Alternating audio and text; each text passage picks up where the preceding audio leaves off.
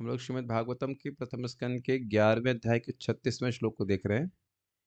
कल आपने सुना था कि भगवान जो लीला किए, भगवान द्वारिका में प्रवेश कैसे करे उसका वर्णन हुआ था। उससे पहले और उसके बाद भगवान की लीला को संक्षेप में वर्णित किया गया और ये बुलाया गया कि भगवान ने पृथ्वी का भार हरण करके राजाओं के बीच में स्वयं युद्ध ना करते हुए उनके बीच में युद्ध कराया, उनका नाश कराया। इस प्रकार से जो राजा एवं नृपाणां क्षितिभारजन्मनाम् अक्षौहिणीभिः परिवृत्त तेजसां विधाय वैरं श्वसनो यथा नलम् मिथो वधेनो परतः नरायुधः।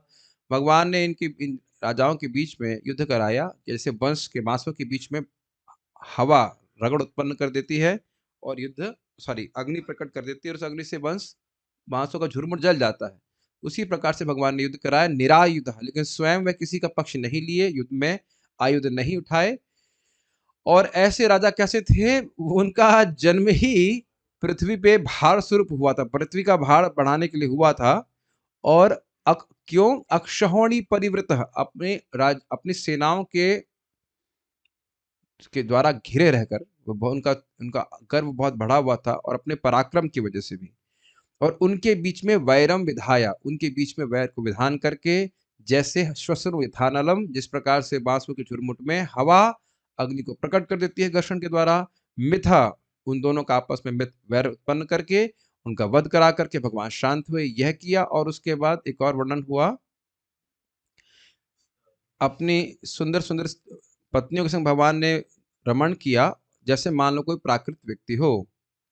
स एष नर लोकेस्मिन् अवतीर्णः स्वमायया रेमे स्त्रीरत्न कूटस्थो भगवान प्राकृतो यथा। स एष भगवान, वही भगवान श्री कृष्ण, नरलोके अस्मिन्, इस नरलोक में, मनुष्य लोक में अवतरित हुए स्वमाया, अपनी कृपा से और अपनी अंतरंगा शक्ति के द्वारा। और स्त्री रत्न, जो अत्यंत सुयोग स्त्रियां थी, जिन्होंने कई जन्मों में तपस्या करके भगवान की पत्नी बनने का योग्यता प्राप्त करी थी, और भगवान की नित्य पार्षदाएं भी, उनके बीच में कूटस्थ, मतलब उनके बीच में रे में रमण किया। भगवान प्राकृत था, यद्यपि वो भगवान है फिर भी प्राकृत व्यक्ति की तरह उन्होंने रमण किया। तो अब कोई मानव प्रश्न करे कि अरे भाई, जब भाई स्त्री संग की वजह से तो व्यक्ति बंधन में पड़ता है इस जगत में, मुख्य मुख्य से जगत को मैथुनगार कहा जाता है। और ऐसे कैसे कृष्ण भगवान हो सकते हैं जो स्त्रियों नहीं, स्त्रियों के संक्रमण कर रहे हैं? आप ये कह रहे हो कि भगवान ने, खुल के कह रहे हो, स्त्रियों के संग भ्रमण किया और उनको भगवान कह रहे, जगत में तो मुख्य बंधन का कारण ही स्त्री संग की आसक्ति। प्रभु उसको खोलेंगे यहाँ से तात्पर्य। तो आप ये कैसे समझ रहे हो, कैसे जान रहे हो कि कृष्ण अपराकृत है? हम तो नहीं समझ में आती बात। तो उसका उत्तर देने के लिए यह श्लोक बोल रहा है। थीम समझ में आ गया? भगवान कैसे अपराकृत है? यद्यपि इतनी स्त्रियों के संग हैं, एक नहीं 16,108, और अत्यंत सुंदर स्त्री, तो फिर वो कैसे अपराकृत हुए, इसको समझने का प्रयास कीजिए। श्लोक थोड़ा सा समझने वाला है आपको, मतलब सारे प्रोसेसर ऑन रखने पड़ेंगे अपने, तब समझ में आएगा। ठीक है, समझ गए ना? प्रोसेसर ऑन रखने पड़ेंगे, बुद्धि को चलाना पड़ेगा, तब समझ में आएगा। पहले तो गा लेते हैं श्रीमद् भागवतम प्रथम स्कंद 11वां अध्याय 36वां श्लोक। हम बहुत तेज तो नहीं जा रहे हैं? ठीक है। उद्दाम भाव पिशुनामलवल गुहासा उद्दाम भाव पिशुनामलवल्गुहास व्रीडावलोक निहतो मदनो पियासा व्रीडावलोकनिहतो मदनोऽपि यासाम् सम्मुह्य चापमजहात् प्रमदोत्तमास्ता सम्मूय चापमजहात् प्रमदोत्तमास्ता यस्येन्द्रियं विमथितुं कुहकैर्न शेकुः यस्येन्द्रियं विमथितुं कुहकैर्न शेकुः उद्दाम भाव पिशुनामलवल गुहासा उद्दाम भाव पिशुनामलवल्गुहास व्रीडावलोक निहतो मदनो पियासा व्रीडावलोकनिहतो मदनोऽपि यासाम् सम्मुह्य चापमजहात्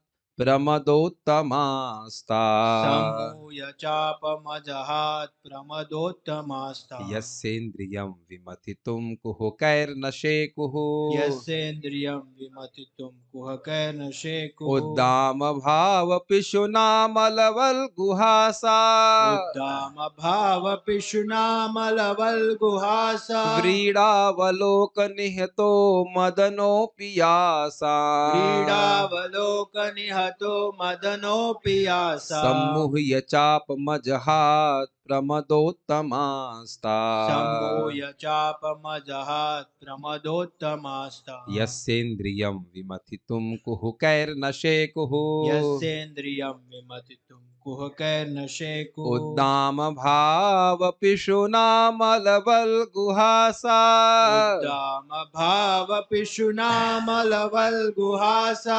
व्रीडावलोकनिहितो मदनोऽपि यासा क्रीडावलोकनिहतो मदनोऽपि यासा सम्मुह्य चापमजहात् प्रमदोत्तमास्ता सम्मूय चापमजहात् प्रमदोत्तमास्ता यस्येन्द्रियं विमथितुं कुहकैर्न शेकुः यस्येन्द्रियं विमथितुं कुहकैर्न शेकुः उद्दाम भावपिशुनामलवल्गुहासा उद्दामभावपिशुनामलवल्गुहासा व्रीडावलोकनिहितो मदनोऽपि न यासा क्रीडावलोकनिहतो मदनोऽपि यासा सम्मुह्य चापमजहात् प्रमदोत्तमास्ता सम्मूय चापमजहात् प्रमदोत्तमास्ता यस्येन्द्रियं विमथितुं कुहकैर्न शेकुः यस्येन्द्रियं विमथितुं कुहकैर्न शेकुः बोलिए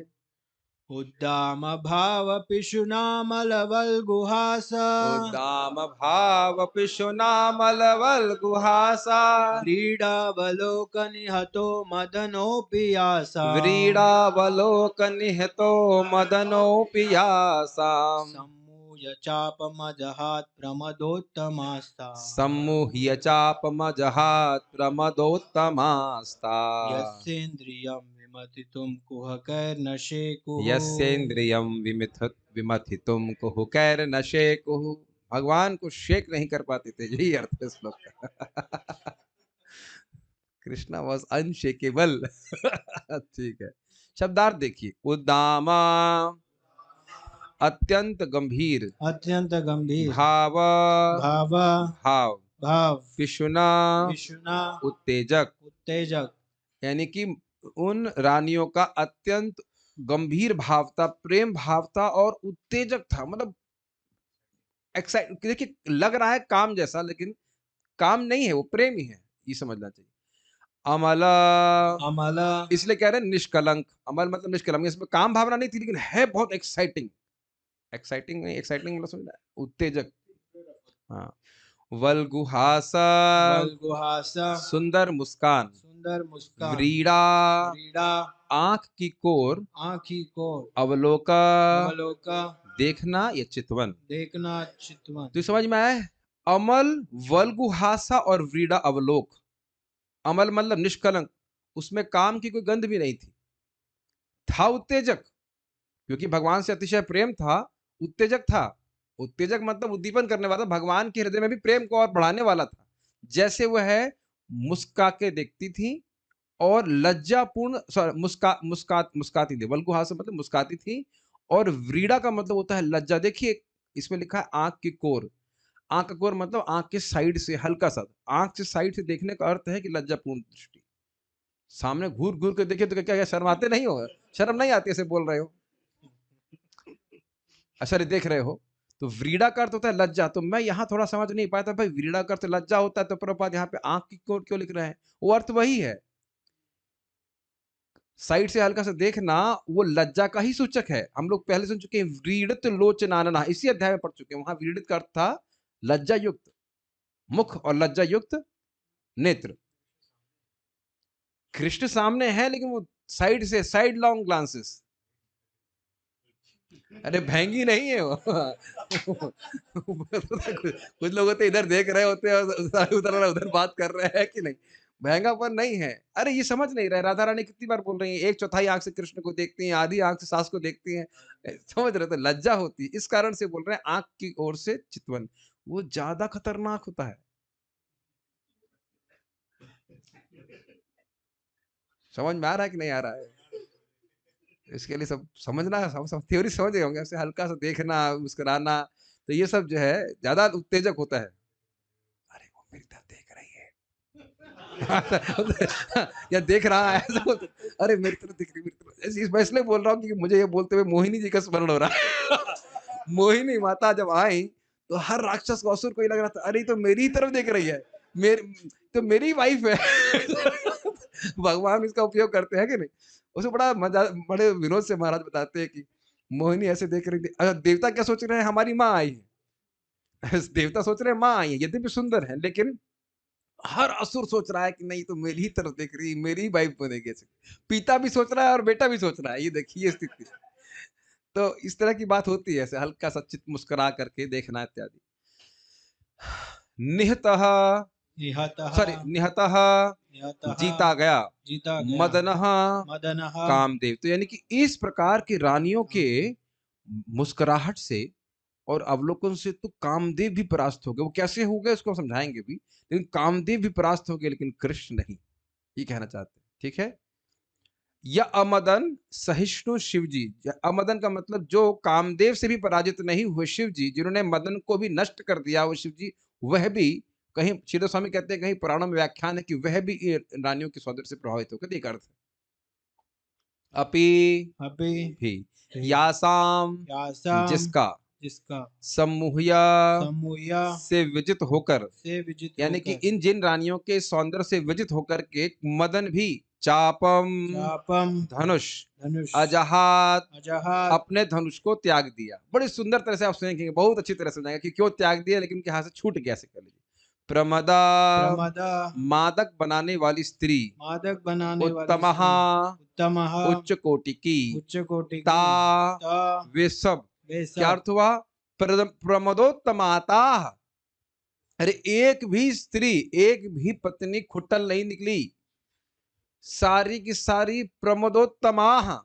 ऐसी नहीं कि काली पीली आ गई हो, अत्यंत पागल बना देने वाली, मैड कर देने वाली स्त्रियों में भी सर्वश्रेष्ठ। इतनी सुंदर, इतनी समझ रहे, प्रमद मतलब है, मद मतलब पागल हो जाए।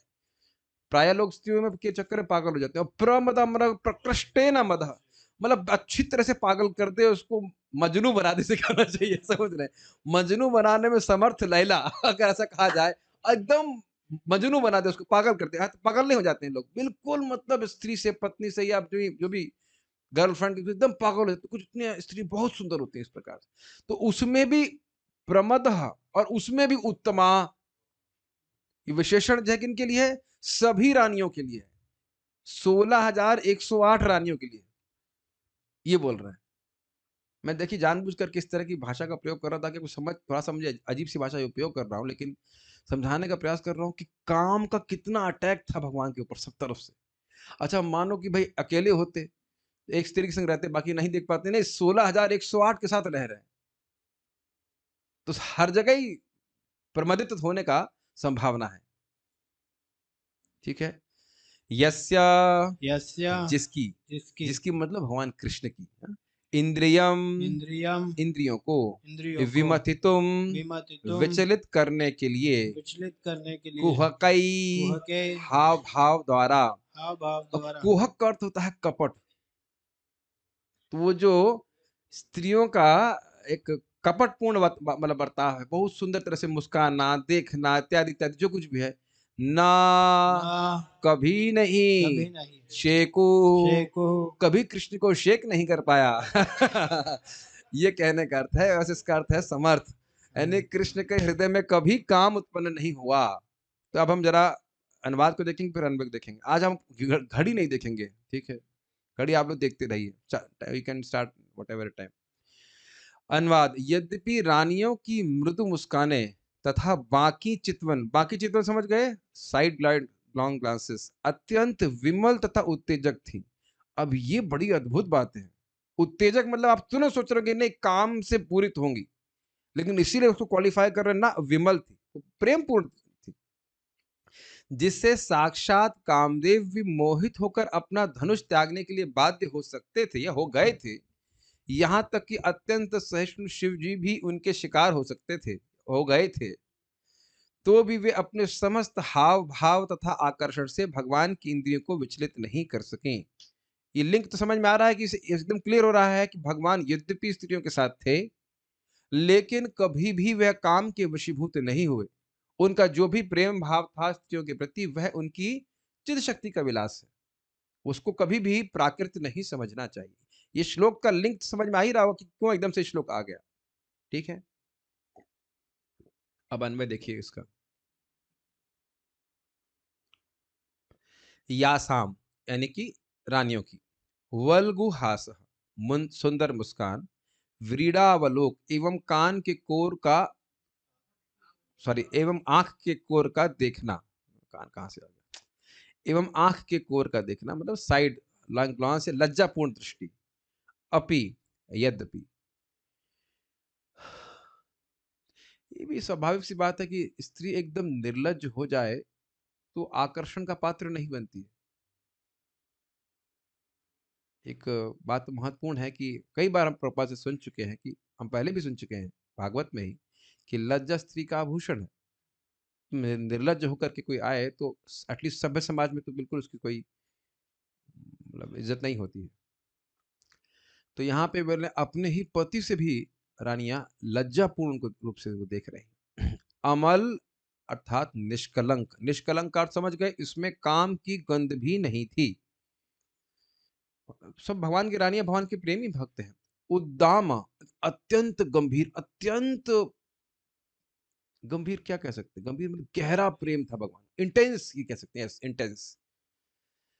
भाव, भाव अर्थात यहाँ प्रेम था।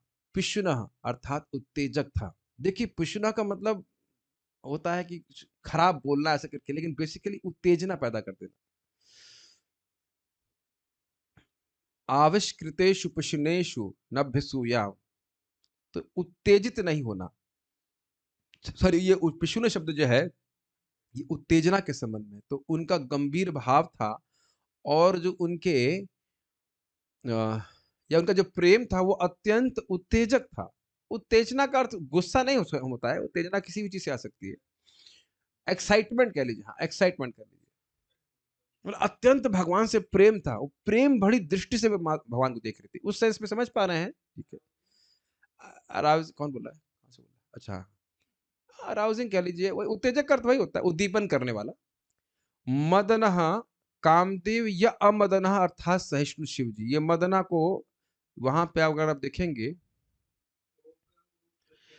निहतः मदनो, तो उसको अमदन भी कर सकते हैं। अगर उस तरह से तोड़ते हैं तो शिव जी को भी वह सूचित कर सकता है।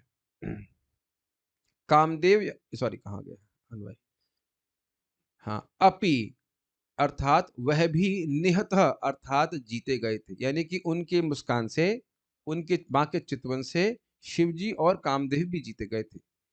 सम्मोह और जीत जाने के बाद मोहित होकर के चापम अजहात, अपने धनुष को त्याग दिए, छोड़ दिए। दोनों ही अपने धनुष को त्याग दिए, शिव जी भी त्याग दिए और नहीं, शिव जी के पास भी धनुष है। पिनाक पाणी, पिनाक मतलब धनुष ना, हाँ तो ये जो है, इनके हिसाब से शिव जी के पास केवल एक ही अस्त्र हो सकता है। भाई जब अर्जुन से युद्ध किए थे अपना धनुष से युद्ध नहीं किए थे, फिर पाशुपास्त्र अस्त्र है ना, वो तो त्रिशूल से तो नहीं चलाते हैं, कैसे कैसे ऑब्जेक्शन कर रहे हैं। फोकस करो उस पर। तो अपने धनुष को वह त्याग दिए थे। ता तथापि वे सब प्रमदा उत्तम, मादक बनाने वाली स्त्रियों में उत्तम कोटि की होते हुए भी, मादक का अर्थ समझ गए ना, जो मद को बढ़ाने वाली है, जो पुरुष के दिमाग को खराब करने वाली, ऐसे कह लीजिए। खराब का मतलब खराब इन द सेंस मोहित करने वाली, तो उसको प्रमदा कहा जाता है। और उसमें भी उत्तम, कहने का आशय अत्यंत सुंदर, अत्यंत सुंदर, उत्तम कोटि के होते हुए भी अपने कुहकई हाव भाव के द्वारा, अब देखना समझ में पड़ेगा, इस स्त्रियोचित व्यवहार के द्वारा, उस स्त्रियोचित आकर्षण के द्वारा भगवान को नहीं वह मतलब जीत पा रही थी। अपने समझ पा रहे हैं इस बात को? जो भाव प्रस्तुत कर रही थी सुंदरता का, उसकी वजह से कृष्ण नहीं प्रभावित हो रहे थे। बहुत ध्यान से सुनना पड़ेगा। कुह का मतलब होता है, वैसे कुह का अर्थ होता है, क्या हम लोग ने प्रथम श्लोक में सुना है भागवत के लास्ट वाला? निरस्त कुहकम धामना स्वेन सदा निरस्त कुहकम। कुहकम, कुह का अर्थ है माया, कपटम। जैसे कि आप देखेंगे अदिति ने कश्यप ऋषि के प्रति कपट किया। खुद ही के पति ही हैं, लेकिन बड़ा प्रेम से बोलना ये वो, हाँ क्या चाहिए वरदान दूंगा। फिर दिति भी कपट करी, खूब प्रेम से सेवा किया, क्या चाहिए, हाँ आप वो पुत्र चाहिए जो आपके दूसरे पुत्र को मार दे। तो इस प्रकार का कपट बहुत सी स्त्रियों को आता है। हम ये नहीं कह रहे सभी स्त्रियां कपट कर रही हैं, लेकिन बहुत सी स्त्रियों को ये सब आता है करना, जिसके द्वारा छल से पुरुष पकड़ में लिया जाए। पुरुष भी इसी प्रकार के होते हैं, लेकिन यहाँ पे जो कपट है विशेष रूप से रानियों के समय बोले, लेकिन रानियां कपट नहीं कर रही हैं। बहुत भाई समझना पड़ेगा, वो प्रेमी हैं भगवान की, लेकिन एक उदाहरण दिया जा रहा है कि समझाने के लिए कि भाई उनका जो हाव भाव था आकर्षण करने वाला, उससे कृष्ण प्रभावित नहीं हो रहे थे। ये समझाने का समझने का प्रयास करिए। श्लोक इतना आसान नहीं जितना आप सोच रहे हो। खैर, उनके हाव भाव के द्वारा यस्य भगवान श्री कृष्ण की इंद्रियम अर्थात इंद्रियों को विमतितुम विचलित करने में, विचलित करने का मतलब है कि एकदम कंट्रोल में लाने में, न शेकु कभी समर्थ नहीं हो सकी। ऐसा नहीं था कि कृष्ण की इंद्रियां कभी रानियों के कंट्रोल में आ गई हूं उनके सौंदर्य को देख करके। देखिए, अब आप लोग के मन में चल रहा होगा कि कृष्ण तो कभी जाते ही नहीं थे। हम लोग हस्तिनापुर की स्त्रियों से एकदम प्रकट सुन चुके हैं कि कृष्ण तो एकदम ऐसा लग रहा है कि मान लो स्त्रीण है। और अभी हमने पिछले श्लोक में सुना रे में रमण करते थे, तो ये इसका अर्थ तो बड़ा स्पष्ट है कि बाह्य रूप से लग रहा है कि कृष्ण अपनी पत्नियों को छोड़ के जाते ही नहीं है, पत्नियों के प्रति आसक्त हैं, उनके लिए फूल लेने के लिए कहा स्वर्ग तो चले गए। तो बाह्य रूप से क्या लग रहा है कि कृष्ण पूरी तरह से अपनी स्त्रियों में आसक्त है। तब ये कैसे कह रहे हो कि ना शेकू? वो कैसे मतलब उसको उनको इनकी इंद्रियों को जीतने में समर्थ कैसे नहीं हुई? तो आपको बैलेंस करना पड़ेगा। भगवान अपनी रानियों के प्रेम के कारण उनके वशीभूत थे, लेकिन ये नहीं था कि उनके सौंदर्य के कारण वशीभूत थे। अब क्लियर हो रहा है? इस श्लोक को बहुत ध्यान से सुनना होगा, क्योंकि भगवान का बर्ताव बिल्कुल अजीब सा है, बिल्कुल विपरीत है। तभी तो प्रश्न खड़ा हो रहा है कि इतनी सारी स्त्रियां इकट्ठा कर रहे हैं और बड़ी मेहनत करके इकट्ठा कर रहे हैं। सत्या को जीतने के लिए 7 सांड को मारने का मतलब बांधने का प्रयास किया, किए कर भी दिए। कहीं वो स्वयंवर में जीत रहे हैं, कहीं जाम्बवती को जीत रहे हैं, कहाँ-कहाँ। तो इतना प्रयास कर रहे हैं तो व्यक्ति सोचेगा ना कि भाई ये तो बहुत स्त्री लंपट व्यक्ति है। लेकिन कृष्ण ब्रह्मचारी, बेस्ट ब्रह्मचारी, ओनली ब्रह्मचारी ऐसे कह सकते हैं। मेरे ख्याल से सभी भक्तों को समझ में आ रहा होगा। देखिए, यहाँ पे स्त्रियों के प्रति कोई आक्षेप नहीं किया जा रहा है। बस बात बोली जा रही है कि जो स्त्रियों का जो आकर्षण है वह कृष्ण को कभी आकर्षित नहीं करता है। ठीक है? ओके, संस्कृत देखिए। प्रभु जी कितना क्यों समझा रहे हैं? मुझे पता है समझ में नहीं आ रहा है। उद्दाम भाव पिशुना, उद्दाम भाव मतलब उद्दाम मतलब अत्यंत गंभीर, भाव पिशुना अत्यंत उनका उत्तेजक प्रेम कह लीजिए, भाव मतलब प्रेम, उससे युक्त होकर के अमल वल गुहासा उनकी निष्कलंक, निष्काम कह लीजिए, काम से रहित, वल्गुहास स्मित मुस्कान, व्रीड़ावलोकन अर्थात लज्जापूर्ण अवलोकन से निहित मदन अपी, मदन उससे हार जाता था। यासाम मतलब जिन रानियों के, सम्मोह या चापम अजहात और वह अपने धनुष को छोड़ देता था सम्मोहित होकर के। और वह स्त्रियां प्रमदोत्तमास्ता सारी की सारी प्रमदाओं में सर्वश्रेष्ठ थी। यस्य इंद्रियम उन श्री कृष्ण की इंद्रियों को विमतिथुम उनको वशीकृत करने में या उनको कंट्रोल में करने में, कुहकर अपने भाव भाव के द्वारा स्त्रियोचित आकर्षण के द्वारा ना शेकु समर्थ नहीं थी, कृष्ण को शेक नहीं कर सके। ठीक है, समझ में आया? तो इसे समझना चाहिए कि भगवान लग जरूर रहा है कि एक समान पुरुष की तरह स्त्री के संग रमण कर रहे हैं, लेकिन वह हर स्थिति में दिव्य पुरुष है। श्रीधरी 1.11.36 प्रश्न है कि श्री भगवान भी स्त्रियों आदि का संग करते हैं, अतएव वे संसारी ही प्रतीत होते हैं। यह कैसे कहा जाता है कि श्री भगवान ही श्री कृष्ण के रूप में अवतीर्ण हुए? स्पष्ट है? ये सब चुप हो गए। पिछले श्लोक में सुना था क्या? अवतीर्ण समाया, भगवान अपनी अंतरंगा शक्ति से अवतीर्ण हुए। तो कह रहे हैं यहाँ पे श्रीधर स्वामी एक प्रश्न उठा रहे हैं कि भाई ये तो संसारी व्यक्ति की तरह स्त्रियों में आसक्त हैं, ये कैसे भगवान हो गए? ये बात है, मान लो कोई करे। इसका उत्तर उद्दाम इत्यादि 2 श्लोकों में दिया गया, यानी इस श्लोक में दिया है, अगले श्लोक में दिया, अगले को कल देखेंगे। उन सबों के गंभीर अभिप्राय की सूचना, गंभीर अभिप्राय मतलब उनके हृदय का जो इच्छा थी, उसको सूचित करने के लिए, उन नारियों की मनोज्ञ हँसी अर्थात मन को हरने वाली हँसी। हँसी ऐसे नहीं हा, हा, हा करके हँस रही है, ऐसा नहीं है, मुस्कान। लज्जापूर्व देखने के कारण मतलब व्रीड़ावलोक, काम रहित शंकर जी भी मोहित होकर लज्जा के कारण अपने पिनाक अर्थात धनुष का परित्याग कर दिए। ये घटना हम जान नहीं रहे हैं, लेकिन श्रीधर स्वामी कहते हैं कि पुराणों में इसका वर्णन है। तो हम मान सकते हैं, आप जानते ही हैं कि भगवान शिव जी ने कामदेव को जला के समाप्त कर दिया था, तो इसलिए उनको अमदन कहा जाता है, जिन पे काम का प्रभाव नहीं है। फिर भी वह रानियों के सौंदर्य के कारण लज्जापूर्वक अपने धनुष के किनारे रखती थी। अब ये घटना का वर्णन कहीं और आचार्यों ने नहीं किया है, चित्त स्वामी कहते हैं तो किसी पुराण में इस प्रकार का वर्णन होगा।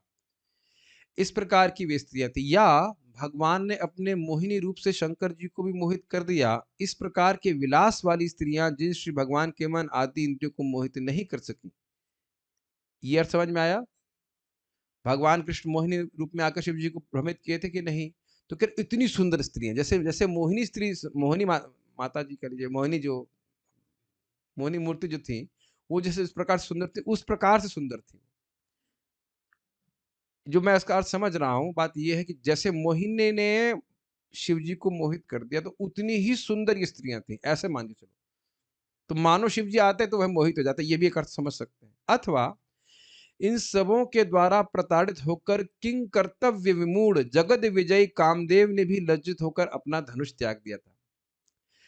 ये कैसे त्यागा भी चक्रवर्ती पाद की टीका से समझ में आ जाएगा, बड़ा रोचक तरीके से समझाएंगे कि मदन स्त्रियों को देख करके, भगवान की पत्नियों को देख कर किंग कर्तव्य विमूढ़ हो गया कि मैं क्या करूं। कर्तव्य मतलब क्या करना चाहिए, किम कर्तव्य मतलब मैं क्या करूं, और विमूढ़ मतलब नहीं समझ में आना कि मैं क्या करूं।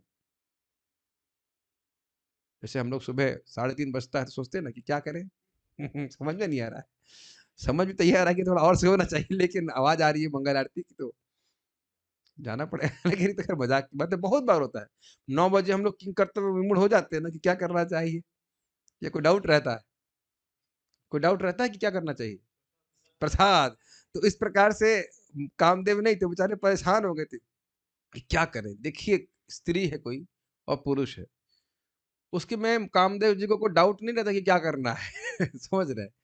लेकिन यहाँ पे वह डाउट में आ गए और अपने धनुष को त्याग दिया। बड़ा रहस्यमय है, उसका घटना का वर्णन विश्वनाथ चक्रवर्ती ठाकुर करेंगे, बड़ा रोचक है कि क्यों कामदेव जी किम कर्तव्य विमूढ़ हो गए। ये शब्द समझ में आ रहा है? क्या करूं मैं समझ ही नहीं आ रहा है, मैं मेरे लिए तो कुछ करने लायक है नहीं, बड़ा ही जबरदस्त है, उसको आगे पढ़ेंगे, लेकिन उस प्रकार की थी वो।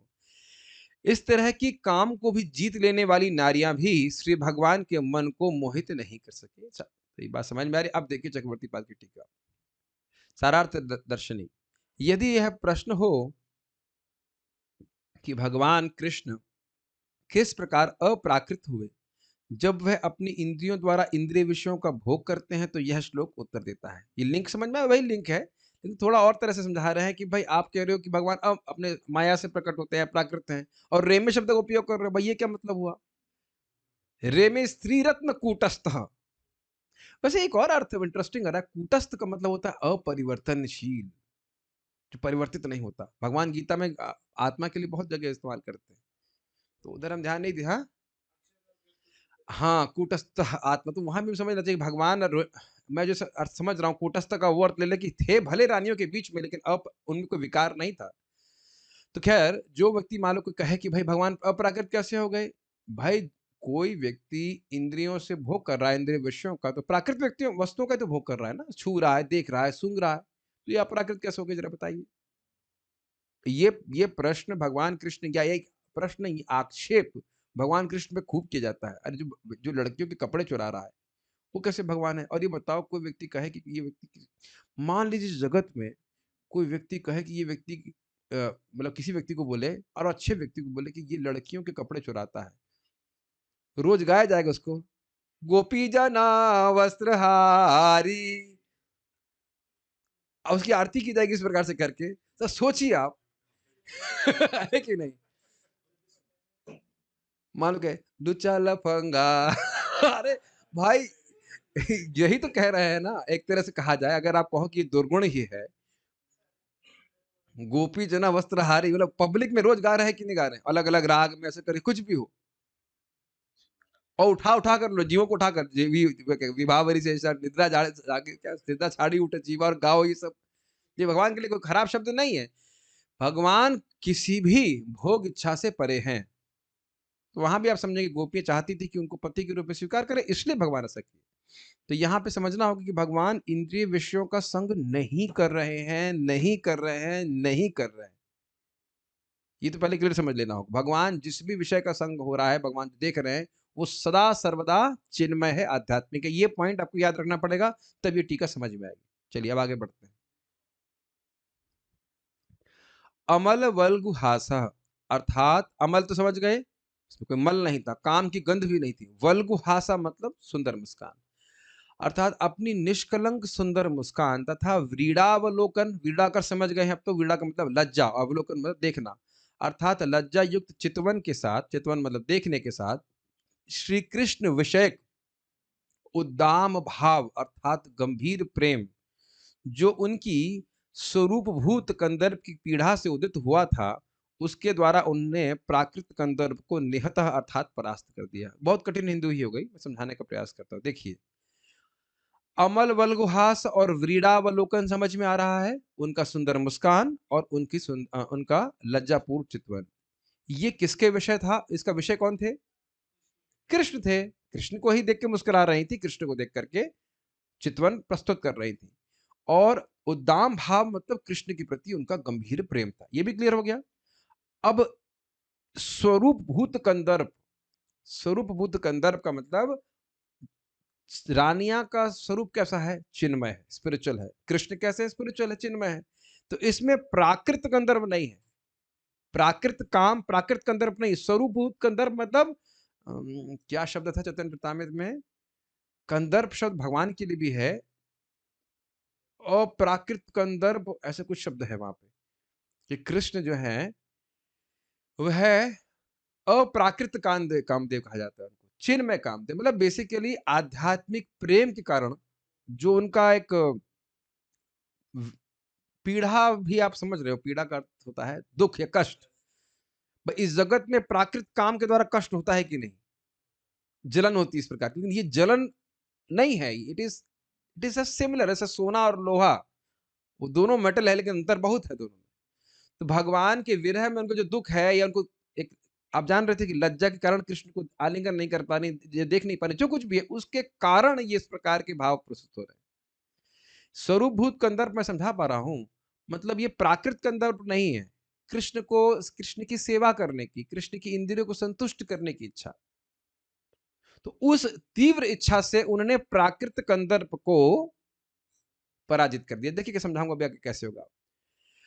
कंदर्प ने पहले विचार किया, कंदर्प को जानते हैं, कामदेव जानते ही होंगे। इनके 5 बाण हैं।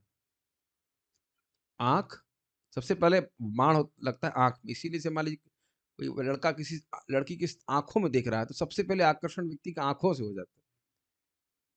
तो इसलिए मतलब अवॉइड किया जाता है आंखों में देखने के लिए। कभी कभी ब्रह्मचारी लोग बात करते तो उन्हें बड़ा दिक्कत होती है, क्योंकि माता जी आजकल की बात कर रही होंगी तो समझ नहीं पाएंगे भाई वो आंखों में क्यों नहीं देख रहा है। इवन पुस्तक वितरण करते हुए मान लीजिए कोई माता जी को देना पड़ रहा है पुस्तक, तो अब मान लो ऐसे देखिए, आप गीता लीजिए किसको दे रहा है भाई है कि नहीं? आजकल जमाने में तो नेचुरल लोग ऐसे आंखों में देखते ही हैं, लेकिन ये बाण होते हैं, रूप रस गंध शब्द स्पर्श, हर प्रकार से इसी तरह से कंदर्प के बाण चलते हैं जहां तक मैं समझ रहा हूं। सुनने से, देखने से, स्पर्श करने से, ऐसे 5 बाण कंदर्प चलते हैं। तो अब जरा देखिए कंदर्प को डाउट, मतलब आश्चर्य क्या हो, बड़ा अद्भुत।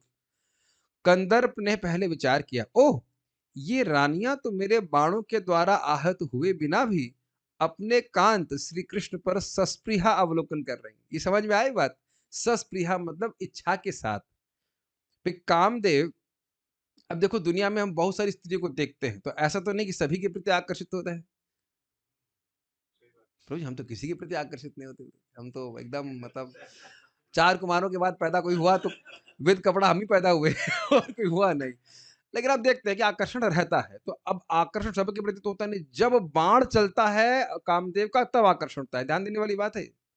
ऐसा नहीं कि अब हर स्त्री जा रही है उधर सबके पीछे आपका आकर्षण हो रहा है। वो सब चलता है, आँख से आँख मिलना या कुछ सुनना या रूप को देखना जैसे भी करके। तो अब यहाँ कंदर्प को डाउट हो रहा है, आश्चर्य हो रहा है कि भाई हमने तो बाण चलाया ही नहीं। समझ रहे? ये स्त्रियों के प्रति तो होगा, स्त्रियों का पुरुष के प्रति आकर्षण भी इसी तरह से होगा। तो कंदर्प को ये दिक्कत हो रही है कि भाई हमने तो कुछ किया ही नहीं। इन रानियों का अपने पति भगवान कृष्ण के प्रति वो अपने आप ही स्पृहा के संग देख रही हैं और वो समझ रहे हैं वो किस स्पृहा के संग क्या कारण क्या है, उद्दाम भाव अपने प्रेम के कारण देख रही है, उसमें कंदर्प की क्या जरूरत है। तो कंदर्प वही सर खुजा रहा है कि भाई हमने तो कोई बाण चलाया ही नहीं और फिर स्पृहा के संग ही देख रही है अपने पति की तरफ। कांत मतलब कृष्ण प्रेम, प्रेमी सॉरी। ये पैराग्राफ समझ में आ रहा है आपको, नहीं आ रहा है? कंदर्प की कंफ्यूजन समझ में आ रहा है आपको कि हमने तो कुछ किया ही नहीं और ये पहले से आकर्षित हो रही है, ऐसा कैसे हो रहा है? ठीक है ना? फिर क्या किया उसने? तब वह प्राकृत मदन श्री कृष्ण के अति माधुर्य के अवलोकन से उत्पन्न विस्मय के द्वारा विवशीकृत हो गया। तब और उसने देखा कि ये देख किसकी ओर रही हैं। अच्छा कृष्ण। उसको देख करके भगवान का रूप इतना सुंदर है, कंदर्प कोटि कमनीय विशेष शोभम। तो कंदर्प का दिमाग जो है भ्रष्ट हो गया, कह सकते हैं। वो उसका मतलब वो विवशीकृत हो गया, मतलब कह रहे हैं विस्मित हो गया।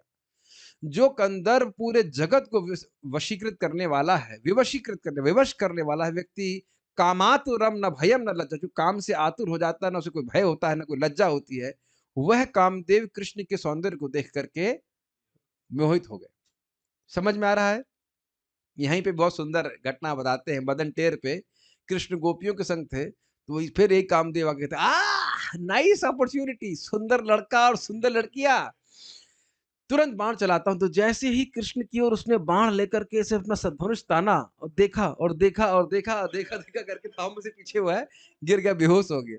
तो कंदर्प को कृष्ण अपने सौंदर्य से पराजित कर देते हैं। तो वस्तुतः जो व्यक्ति भगवान कृष्ण के सौंदर्य से आकर्षित हो गया, उसे कंदर्प कभी आकर्षित नहीं कर सकता। तो इसलिए समझ लेना चाहिए कि अभी हमारा आकर्षण है तो मतलब भगवान के प्रति आकर्षण अभी बहुत कम है या है नहीं। चलिए जो भी है, हम उधर नहीं जा रहे, अपने बारे में क्या चर्चा करें। अब उसने क्या सोचा, इन सभी रमणी गणों के, रमणी गणों मतलब स्त्री है, बहुत सुंदर जो स्त्री है, धनुषाकार भवों के द्वारा, आप देखेंगे कि स्त्रियों सब specially eyebrows are very attractive, मतलब पुरुषों की तो नहीं लेकिन स्त्रियों की जनरली बोली जाती है, नहीं होती तो उसको बना बना भी लेते हैं। ठीक है। धनुषाकार भवों के द्वारा निक्षिप्त, निक्षिप्त मतलब छोड़े गए सलज्ज अवलोकन रूपी बाण, लज्जा युक्त दृष्टि से जो देख रही थी वो है बाण के समान। और उनके जो आईब्रोज हैं, भ्रव हैं, वो क्या है, धनुष के समान। उनके सब उन बाण अवलोकन रूपी बाण समूह के समक्ष, यानी उनके सामने मेरे बाण युक्त कुसुम धनुष का क्या प्रयोजन है, अतः उसने उस धनुष को त्याग दिया। समझ में आ रहा है? 5 बाण होते हैं कामदेव के और उनका जो धनुष है वो फूलों से बना हुआ से कहा जाता है। ऐसे कुछ बना होता है, आप जानते हैं, साथ में थे क्या? हर चीज में अनुमोदन कर देते हैं। हाँ, ये हाँ हाँ सही है। सब जानते हैं। तो ये सब है। तो ये मुझे बहुत अच्छी टीका लगी। सब ये समझ रहे कितना काव्यात्मक टीका कह रहे हैं कि देखिए हमने कौन तो महाराज कोई बता रहे थे, प्रवचन कर रहे थे कि भाई एक ज्ञानी का ज्ञान तभी तक टिकता है जब स्त्री के वो धनुषाकार भवों को देखता नहीं है। बहुत ज्ञान बोल देगा कि भाई ये शरीर क्या है, ये है वो है, लेकिन फिर वो मतलब क्या कहते हैं, रूप आ जाता है तो व्यक्ति परास्त हो जाता है कि नहीं? तो यहाँ पे वो बोल रहे हैं और उसमें भी वह प्रमोदत्तमा होगी ये भी जरूरी नहीं है। ऐसा भी नहीं कह सकते कि बहुत सुंदर हो। कभी कभी तो आश्चर्य था, भाई ये प्रभु प्रभु जी तो मतलब प्रभु जी ने पुरुष तो इतने हैंडसम और ये मतलब वट स्त्री है तो इतनी सुंदर नहीं, ऐसे कैसे हो गया? अब जो हो गया, भगवान कामदेव सब कुछ करा सकते, भगवान नहीं कामदेव जी कुछ भी करा सकते हैं। तो यहाँ बोल रहे हैं, ये मुझे बड़ा अच्छा लगा कि भाई जब ये स्त्री रत्न जो स्त्री क्या रमणिया है, ये अपने धनुषाकार बहुओं से बाण चला रही हैं, अपना लज्जा युक्त अवलोकन, तो मैं बाण क्या चलाऊं? पहले ही देख लिया कि हमारे बिना ही सब काम हो रहा है, तो हम क्या करेंगे यहाँ? यद्यपि वह प्रमदाओं में उत्तम थी, परंतु श्री भगवान की इंद्रियों को विमथितुम अर्थात अपने वश में लाने के लिए, बहुत अच्छा अर्थ लिए विमथ। देखिए, विमथ का अर्थ होता है, प्राय हम समझेंगे मथना।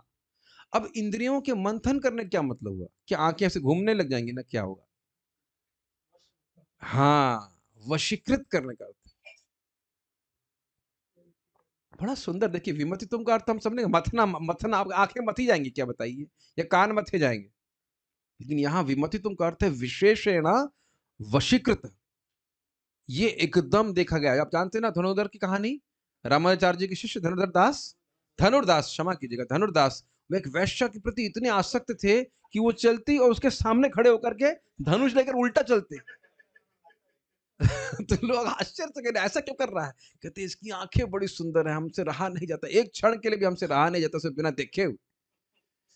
तो फिर रामानुजाचार्य जी कहे कि अरे तुमको अगर इससे सुंदर आंखें दिखा दूं तब तुम छोड़ दोगे ना उसको? कहते, हाँ हाँ क्यों नहीं। तो फिर वह उसको रंगनाथ जी के पास लेके जाते हैं, उनकी कृपा से रंगनाथ जी की सुंदर आंखों का दर्शन उसको प्राप्त होता है। तो हम खाली एक एग्जाम्पल आपको दिए कि लोग किस प्रकार से इंद्रियां लोगों की वशीकृत हो जाती है ना। यस। देखिए, वैसे भी ये जनरल बात बोली जा रही है कि स्त्रियों और पुरुषों के, स्पेशली स्त्री, पांचों इंद्रियों को सुख देने में समर्थ है।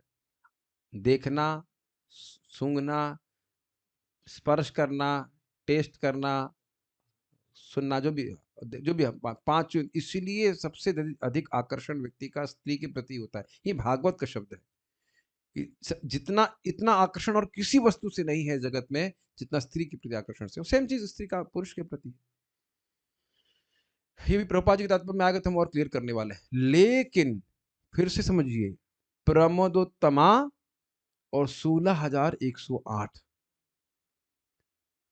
और ये भी समझ लेना हो कि अन्य दासियां भी बहुत सुंदर थी। राजाओं के दासियों का भी संपर्क होता है, उससे भी बच्चे पैदा होते हैं, वह भी कोई नहीं, कोई कृष्ण को काम से पराभूत नहीं कर सकी। ठीक है, अर्थात अपने वश में लाने के लिए अपनी कुहकाई अर्थात कपट युक्त सुंदर मुस्कान तथा चेतन आदि के द्वारा ना शिकु अर्थात समर्थ नहीं थी। अब ये समझने वाली बात है कि उनके हाव भाव के द्वारा या हाव भाव के बाह्य आकर्षण के द्वारा कृष्ण की इंद्रियां समर्थ नहीं थी। कृष्ण के इंद्रियों को वशीकृत करने में समर्थ नहीं थी। ये हो गया। अब बहुत ध्यान से सुनिए। तथापि अगर हम यह समझें, जो ठीक बात है, यदि वह कटाक्ष प्रेम से प्रयुक्त होते, छल से नहीं, प्रेम से, तब वह भगवान की इंद्रियों को विचलित करने में शक्य थे। बहुत दिमाग लगाना होगा उसके लिए। यदि आप ये अर्थ ग्रहण कर रहे हो कि वह केवल अपने सौंदर्य को प्रस्तुत कर रही है, तो ना, कृष्ण समर्थ नहीं थे। लेकिन हम यह देख रहे हैं, जब कृष्ण समर्थ नहीं थे तो स्त्रियों के संग रहना ही नहीं चाहिए था। लेकिन हम देख रहे हैं कि कृष्ण अपने स्त्रियों के संग रह रहे हैं। तो कारण क्या था कि ये जो सुंदर, इसीलिए कह रहे उद्दाम भाव उनका, जो वह देख रही थी, और वह प्रेम के कारण भगवान को देख रही थी, भोग दृष्टि से नहीं देख रही थी। Make sense?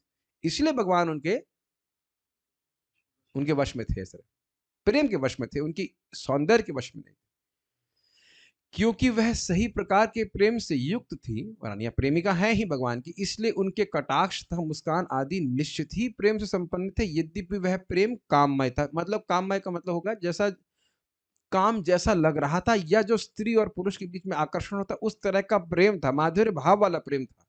लेकिन था वो प्रेम, वह अपनी इंद्रिय तृप्ति की भावना से युक्त बिल्कुल नहीं था।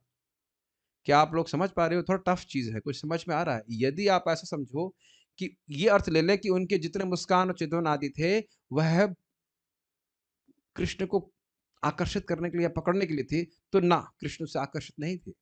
लेकिन अगर समझे इस बात को, इस तथ्य को स्वीकार करें कि नहीं, रानियां भगवान की शुद्ध भक्त हैं, अभी तो अंतरंगा शक्ति का विलास है, तो उनमें काम का तो कोई गंध ही नहीं हो सकता है। तो उनका जो चितवन है या उनके मुस्कान है वह प्रेम से युक्त है, तो हाँ, वो कृष्ण को निश्चित वशीकृत करने में समर्थ है। लेकिन वो प्रेम है। बहुत गुह्य बात है। कुछ सब लोग समझ पा रहे हैं इसको या कठिन? जी। ये समझना होगा कि भगवान को हम अपने किसी गुण से आकर्षित नहीं कर सकते, केवल प्रेम के द्वारा। प्रेमैक लभ्य, प्रेम के द्वारा भगवान लभ्य है। इस श्लोक में वे रानियां भाव पिशुना अर्थात प्रेम युक्त शब्द से वर्णित हुई हैं। मतलब उनके हृदय में बहुत प्रेम था, उत्तेजित प्रेम कह लीजिए, बहुत अत्यधिक प्रेम था, ठीक है। और अन्य कुहकय अर्थात कपट से युक्त शब्द से वर्णित है। अब एक प्रश्न बन जाएगा, अन्य का मतलब क्या हुआ? देखिए, अन्य का मतलब वही है कि भाव आप उस प्रकार से पकड़ें तो ऐसा नहीं कि किसी अन्य स्त्री का वर्णन किया जा रहा है। अगर इस प्रकार से आप सोचें, बाह्य दृष्टि से सोचें कि ये स्त्रियां सुंदर हाव भाव प्रकट करके कृष्ण को आकर्षित कर रही, तो ना शेकू समर्थ नहीं थी। ये समझ में आ रहा है, ये कठिन हो रहा है, मुझे पता है कि कठिन हो रही बात। आप कहेंगे ये कौन सी स्त्रियां की बात हो रही है? कुहक शब्द का अर्थ है कि वो जो हाव भाव है बाह्य रूप से, जो एक पुरुष को आकर्षित करने के लिए कोई स्त्री प्रस्तुत कर रहे, तो बाह्य रूप से लग रहा है कि स्त्रियां ऐसा प्रस्तुत कर रही हैं, लेकिन उस तरह के हाव भाव, उस तरह का कुहक, उस तरह का कपट वह कृष्ण को नहीं आकर्षित कर रहा था। लेकिन भाव पिछड़ा से हम समझ लेंगे कि वह उनका जो प्रेम था वह जरूर कृष्ण को आकर्षित कर रहा था। देखिए, प्रेम के कारण भी बाह्य क्रियाएं ऐसी लगेंगे कि वह काममय है, तो वो क्रियाएं काममय अगर हो तो नहीं आकर्षित कर रहा था, अगर आप वो अर्थ ग्रहण करते हैं। लेकिन अगर आप ये समझ रहे हैं कि प्रेममय है, तो हाँ, जरूर आकर्षित कर रहा था। एक बात समझिए, दुर्योधन ने मेवा दिया, कृष्ण खाए? नहीं खाए। और विदुर ने पालक दिया या वही केला दिया, जो भी था, केले के छिलके दिए, खाए कृष्ण के नहीं खाए? तो आप बताइए कि आप कहेंगे कि कृष्ण देखो कितना भुक्कड़ है, ये जो है पालक भी खा रहा है, आप ऐसा कह सकते हो? नहीं, दोनों ही वस्तुएं खाने की अर्पित की गई, लेकिन एक व्यक्ति का प्रेम नहीं था, कृष्ण नहीं स्वीकार की, और एक व्यक्ति का प्रेम था, कृष्ण स्वीकार कर ले। तो it's not the activity actually, उसके पीछे जो इंटेंशन है, प्रेम है, वह भगवान स्वीकार करते हैं। Make sense? भावग्राही जनार्दन, ठीक। प्रथम स्थिति में यद्यपि भगवान अपनी पत्नियों के वश में हैं, तथापि वे निर्गुण हैं, दिव्य हैं, अर्थात वह प्रकृति तथा पदार्थ के गुणों के परे हैं, क्योंकि वह प्रेम के वश में है। क्लियर है? जो चित्त शक्ति का विलास है, न कि भौतिक माया का। और क्योंकि महिषियों के कटाक्ष तथा मुस्कान आदि प्रेम द्वारा निर्मित हैं, अतः उनमें उत्थित प्रेम और उस प्रेम से उदित होने वाली जो प्रेम की लीलाएं हैं, वह सब चिन्मय आध्यात्मिक है। ये समझ में आया है? प्रथम वाला मतलब अगर एक प्रथम अंडरस्टैंडिंग होगी आपकी भाई कि भगवान श्री कृष्ण की सारी रानियां उनकी प्रेमिका है, उनकी निश्चल प्रेमी है, और इस प्रेम के कारण कृष्ण वश में है, तो कोई कठिनाई नहीं, वो तो है ही भगवान की चित्त शक्ति का स्पिरिचुअल एनर्जी के अनुसार कार्य कर रहे हैं भगवान। ठीक है, इस चित्त शक्ति का विलास समझ में आ रहा है, स्पिरिचुअल एनर्जी की सब लीलाएं हो रही हैं। और जो भी मतलब महिषियां रानियां कटाक्ष कर रही हैं, जो या फिर वो मुस्कान करके देख रही है, वह तो उनके प्रेम के कारण है, जो प्रेम उनके हृदय में उदित हो रहा है, उस कारण सारी लीलाएं हो रही, तो उसको अगर हम ग्रहण कर लेते हैं, तो भगवान अब प्राकृत है, कोई कठिनाई नहीं समझने में। ठीक। अतः यह कहना असंभव है कि भगवान श्री कृष्ण प्राकृत शब्द आदि इंद्रिय विषयों में रमण करते हैं। यही बात, अब यही प्रश्न उठाया गया था ना कि प्राकृत विषयों में रमण करने वाला व्यक्ति भगवान कैसे हो सकता है? तो क्या उत्तर है? ना जी ना, वह प्राकृत विषयों में कभी रमण नहीं करते, वह तो सदा ही अप्राकृत, अप्राकृत मदन, ये शब्द चैतन्य चरितामृत में भगवान कृष्ण के लिए आया है, अप्राकृत मदन। तो अप्राकृत कामदेव है वो, तो वह भगवान श्री कृष्ण इस प्रकार से प्राकृत शब्दों का भोग नहीं करते। प्राकृत मतलब भौतिक, मटेरियल, जो तीनों गुणों से बने रहते हैं। Make sense? हे भगवान, मुझे नहीं लग रहा है कुछ ग्रहण ग्रहण हो रहा है कुछ। जूम में तो सब लोग खत्म हो गए, मैं तो मीटिंग सोचना बंद कर दे रहा हूँ। कोई है यहाँ पे? अरे सब लोग हैं, कुछ लोग तो 15 लोग तो ड्रॉप करके बेचारे थक गए होंगे। कोई बात नहीं, हमारी ठीक है, ठीक है। रेवती माता जी कह रही प्लीज कंटिन्यू, हमें तो देखा ही नहीं आप हैं। मुझे लगा निराकार से आवाज आ रही है, प्लीज। निराकार बोल रहा है। Anyways, go ahead. ठीक है, समझ में आ रहा होगा मोटी मोटी बात। दूसरी स्थिति में दूसरी स्थिति में पहले पढ़ लेता हूं। दूसरी स्थिति में क्योंकि प्रेम रहित व्यक्ति के लिए भगवान को वश में कर पाना असंभव है, अतः यह श्लोक बताता है कि उनकी इंद्रियां कदापि कुहक अर्थात कपट द्वारा विमतित नहीं की जा सकती। दूसरी स्थिति मतलब अगर ये अर्थ सोचा, कोई व्यक्ति सोचे कि वह रानियों के सौंदर्य या उनके हाव भाव से कंट्रोल में आ गए, तो ना, वह सब नहीं हो सकता, क्योंकि यह नहीं कहा जा सकता। अब देखिए, एक और इंटरेस्टिंग बात है इसमें। कोई ये नहीं कह सकता कि महिषियां प्राकृत हैं यदि कभी कभी उनके प्रेम पूरित कटाक्ष भगवान को वश में नहीं ला पाते। सुनिएगा जरा सुनिए। क्योंकि समस्त महिषियां चित शक्ति से संबंधित हैं तथा उनके कोई भी कटाक्ष अथवा मुस्कान आदि भौतिक नहीं हो सकते। जरा समझिए इस बात को, ये बड़ा अजीब सी बात है। अगर हम ये कहें कि भगवान श्री कृष्ण उनके प्रेम पूर्ण कटाक्ष के वश में आ गए, मान लो कोई कहे कि हाँ भाई हम आपकी बात मान रहे हैं कि वह उनके प्रेम पूर्ण कटाक्ष के वश में आ गए, तो ये बताओ कि हस्तिनापुर से जाते क्यों थे? हस्तिनापुर से जा रहे हैं ना, अच्छा क्या बोलो, द्वारिका से जा रहे हैं ना, द्वारिका से जा रहे हैं, इसका मतलब है कि वो मुस्कान या प्रेम पूर्ण कटाक्ष जो है जरूर वह अप्राकृतिक नहीं रहा होगा, स्पिरिचुअल नहीं रहा होगा, तभी कृष्ण छोड़ के जा रहे हैं। वो नहीं है, ये भी बात गलत है, क्योंकि आप जानते हो कि भगवान अलक्षित रूप से हमेशा अपने रानियों के संग रहते हैं, वो उनको विस्तार कर लेते हैं। ठीक है, ये बात इसलिए ये नहीं कहना चाहिए कि कभी कभी कृष्ण अगर उनको छोड़कर जा रहे हैं तो जरूर उनकी दृष्टि में कुछ प्राकृतता आ गई होगी, भौतिकता आ गई, तभी कृष्ण छोड़ के जा रहे हैं, ये भी नहीं समझना चाहिए। लेकिन कोई स्कोप नहीं छोड़ रहे हैं विश्वनाथ चक्रवर्ती ठाकुर जी, आप कहीं से कुछ दोष निकाल ले कृष्ण में, हर एंगल को कवर कर रहे हैं। बड़ा सुंदर टीका है, अद्भुत टीका है। क्यों भाई ऐसा क्यों कह रहे हो? क्योंकि भगवान की जितनी रानियां हैं उनका संबंध चित शक्ति से है। श्रीमती राधा रानी, राधा रानी की विस्तार गोपियां, और गोपियों की विस्तार महिषियां। इनको कभी भी भौतिक नहीं मानना चाहिए। इसलिए पिछले यानी जब ये भौतिक नहीं तो ना इनकी दृष्टि ना इनका मुस्कान कुछ भी भौतिक नहीं। इसलिए पिछले श्लोक के अनुसार रेमे स्त्री रत्न कूटस्थो भगवान प्राकृतो यथा का अर्थ यह नहीं हो सकता है कि भगवान प्राकृत इंद्रिय विषयों से आकर्षित हो जाते हैं, यानी कि भगवान भगवान किसी विशेष परिस्थितियों में स्त्रियों के वश में आए या ना आए, वो जो स्त्रियां हैं वह सदा ही आध्यात्मिक हैं, और भगवान कृष्ण सदा ही अप्राकृत विषयों को ही ग्रहण करते हैं, भौतिक विषयों को कभी ग्रहण नहीं करते। ना ही किसी को यह कहना चाहिए कि भगवान अपने स्वरूप से उद्भूत सामान्य चित्त शक्ति द्वारा नियंत्रित होते हैं। चित्त शक्ति का ही एक विलास, एक प्रकटीकरण है भगवत प्रेम, और भगवान उस प्रेम से के वशीभूत होते हैं। ये बात चक्रवर्ती बात कह रहे हैं। वास्तव में वह केवल प्रेम द्वारा नियंत्रित होते हैं, जो कि चित्त शक्ति का एक विशेष कार्य है। चित्त शक्ति के 3 भाग थे, संधिनी शक्ति, संवित शक्ति, हिलादनी शक्ति। ठीक है, तो भगवान विशेष रूप से हिलादनी शक्ति जो भगवत प्रेम के रूप में परिणित होती उसको उससे आकर्षित होता है। एक्चुअली भगवत प्रेम इज संवित शक्ति प्लस हिलादनी शक्ति, शुद्ध सत्व विशेष आत्मा। तो संवित शक्ति प्लस हिलादनी शक्ति, इसको भगवत प्रेम कहा जाता है। तो ये इससे भगवान आकर्षित होते हैं। तो विशेष कार्य है भगवान की चित्त शक्ति का, उससे आकर्षित होते हैं। एक पॉइंट हम बता रहे हैं, इस सिद्धांत से अब कोई आपत्ति नहीं, तो सब स्थान स्थापित हो गया। अभी हम रुक नहीं रहे। तात्पर्य बहुत हैवी तात्पर्य है, कान बंद कर लीजिए। मोक्ष का पथ या भगवत धाम वापस जाने का पथ कभी कभी स्त्री संग का, संसर्ग का निषेध करता है। अरे भाई इसमें कभी कभी लिखा है, अरे भाई कोई सुनने नहीं आएगा, कुछ तो हाल। सदैव लिखा है क्या उसमें? अच्छा करिए अपने नोट्स में, सदैव लिखा है। चलिए आप लोग जैसा बोल रहे तो हम कैसे चेंज कर सकते हैं। मोक्ष का पथ या भगवत धाम वापस जाने का पथ सदैव स्त्री संग का, संसर्ग का निषेध करता है, और सारा सनातन धर्म या वर्णाश्रम धर्म की सारी व्यवस्था स्त्री की संगति के लिए मना करते हैं या प्रतिबंधित करते हैं। तो फिर जो व्यक्ति 16,000 से अधिक पत्नियों से अनुरक्त है उसे भगवान कैसे मान लिया जाए? प्रभुपाद जी का एक अलग फ्लेवर है। अब देखिए ऐसा क्यों है, देखिए तो अब समझ रहे हैं भाई, ना हम स्त्री हैं ना पुरुष हैं।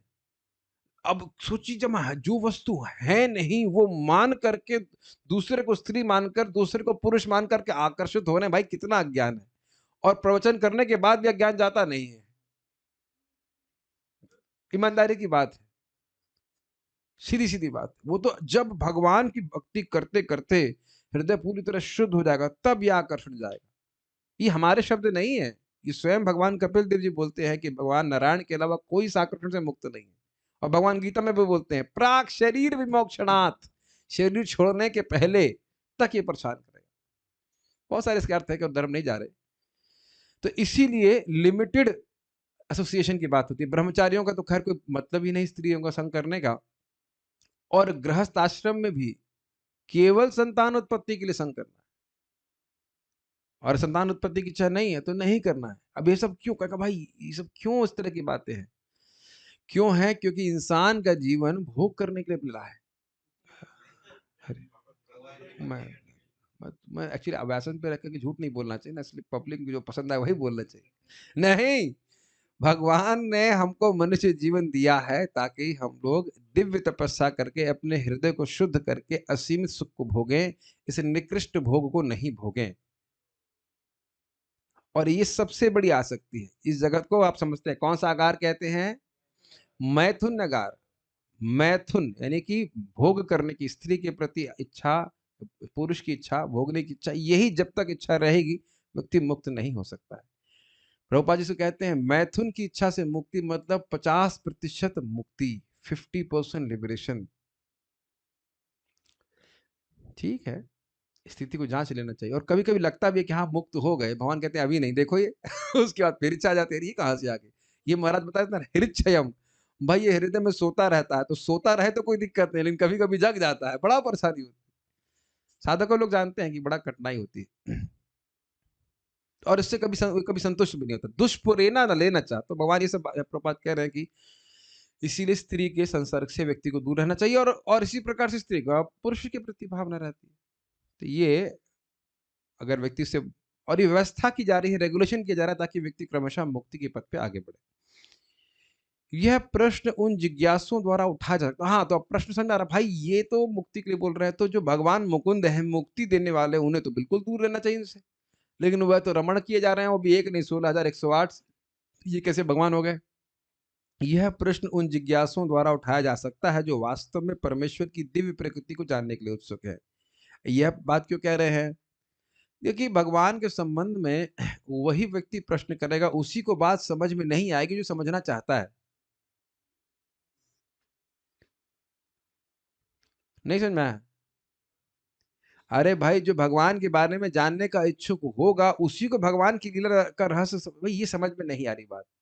भाई हम श्लोक अगर देखे नहीं होते तो कुछ कोई जिज्ञासा नहीं थी, ये क्यों बोल रहे हैं, वह क्यों बोल रहे हैं, अपराकृत क्या है, प्राकृत क्या है, कुछ समझेगा नहीं। जो व्यक्ति बहुत भगवान का जिज्ञासु है, उसके लिए भगवान की बातें नई नई खुल के आती रहेंगी। भाई ये तो समझ में नहीं आया, ऐसा भगवान ने क्यों किया, वैसा भगवान ने क्यों किया, ये बात भगवान को बात बोल रहे हैं। वो जिज्ञासु रहते हैं। ये जिज्ञासा है ना कि मुक्ति के पथ पर जब स्त्री पुरुष का आकर्षण सबसे अधिक खतरनाक बोला गया है, तो कृष्ण क्यों उसमें प्रवृत्त हो रहा है, और फिर उनको भगवान क्यों कहा जा रहा है, और यह क्यों कहा जा रहा है कि मुक्ति प्रदाता है, मुकुंद है?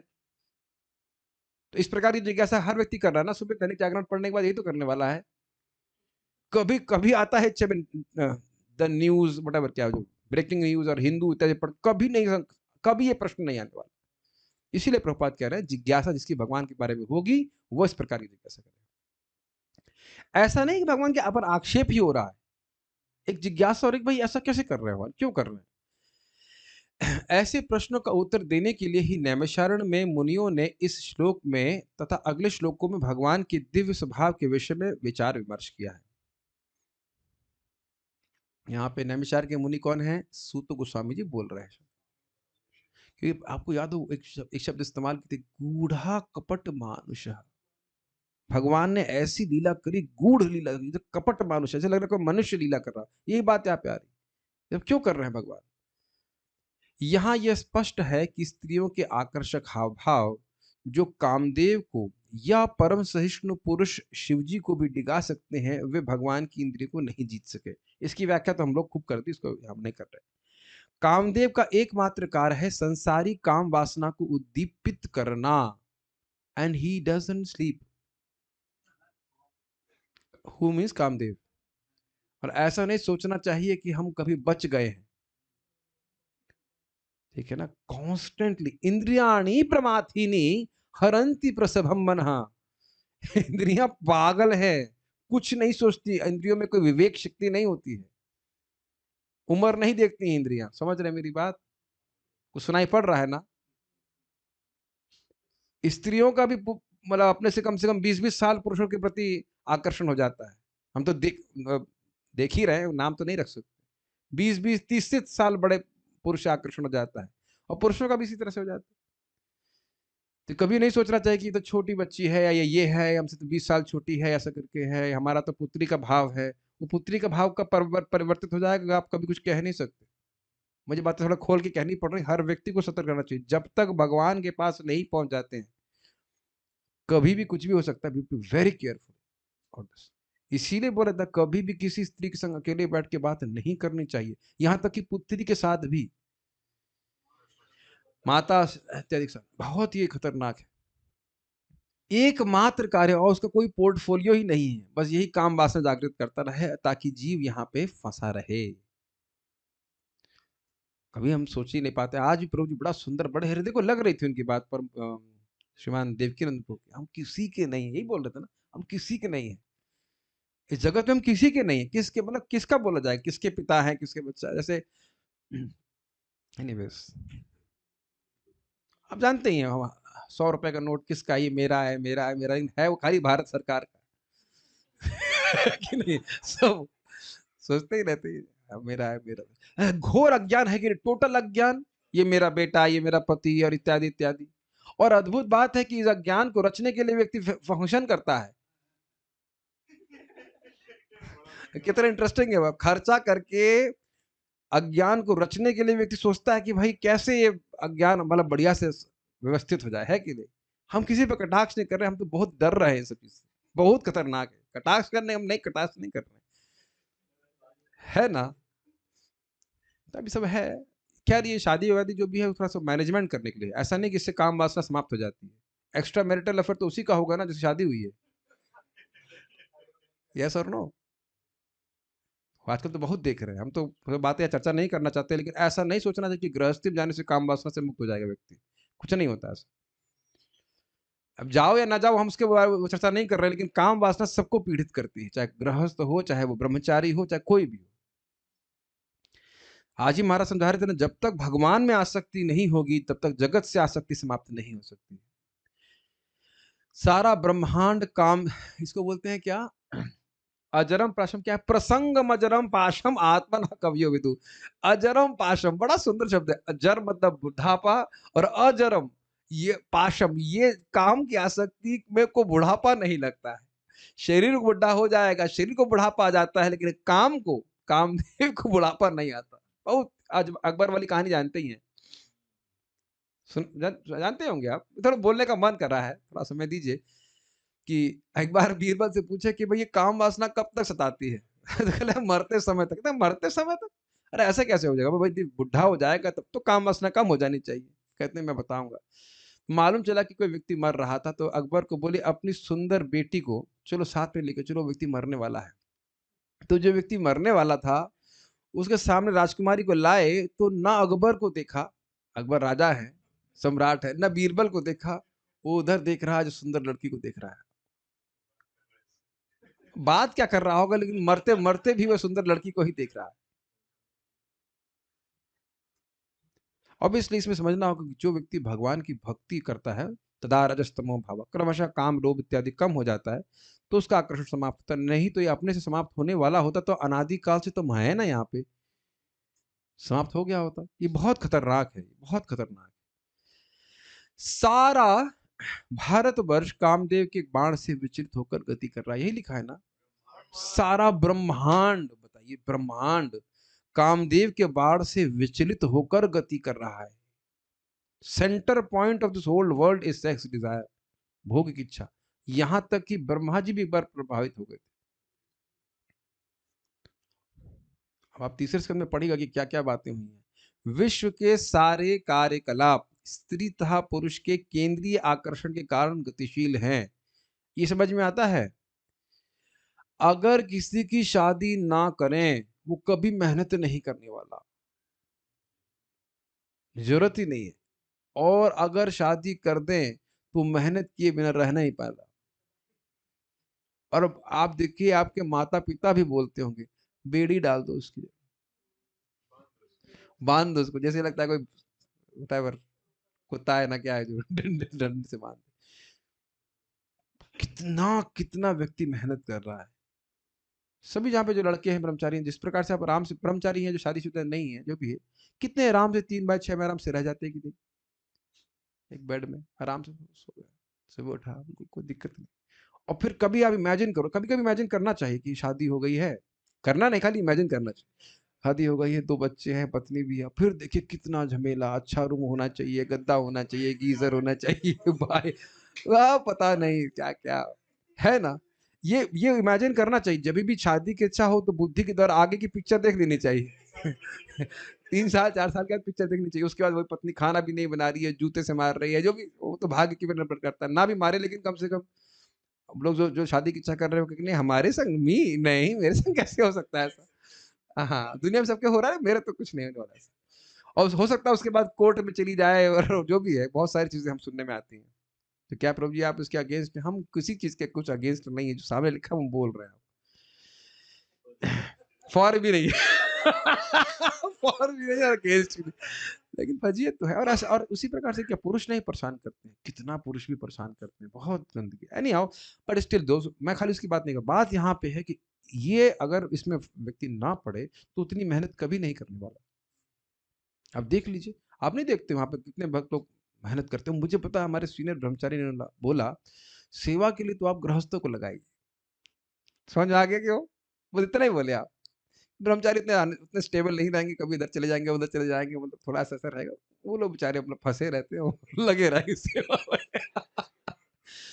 अरे भाई, आप ये मत सोचो कि हम खाली पुरुषों की बात कर रहे हैं। आप हम तो इसलिए काउंसलिंग कर रहे हैं, माताजी लोग को भी बाहर बच्चे के लिए और पति के लिए क्या-क्या कितना मेहनत करना पड़ता है, सुबह से शाम तक। एनीवेज़ इसी कारण से गति चला और लोग बोलते भी तो हैं, मुँह खोल के बोलते हैं, "अरे भाई शादी नहीं करेंगे, दुनिया कैसे चलेगी?" ऐसा लग रहा है कि दुनिया चलाने के लिए शादी कर रहा है। सृष्टि नहीं चल रही इसलिए शादी कर ली वो। है कि नहीं? "अरे भाई सभी लोग आपकी तरह ब्रह्मचारी हो जाएँगे, दुनिया कैसे चलेगी?" इत्यादि-इत्यादि बोलते हैं। खैर अब जो भी है ऐसा कोई हमारे बोलने से कुछ होना होता है, लेकिन यहाँ पे लिखा जो है प्रभुपाद जी सिर्फ हाइलाइट कर दिए। पुरुष अपने रुचि की सहचरी खोजता रहता है।